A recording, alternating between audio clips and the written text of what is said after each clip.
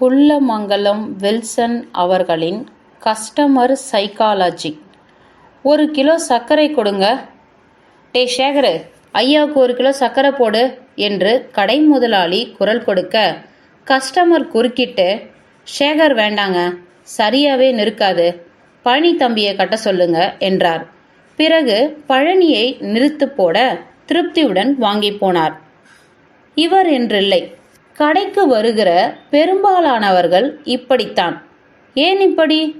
அன்று முழுக்க சேகர், பழனி இருவரையும் உன்னிப்பாக கவனித்தார் கடை முதலாளி.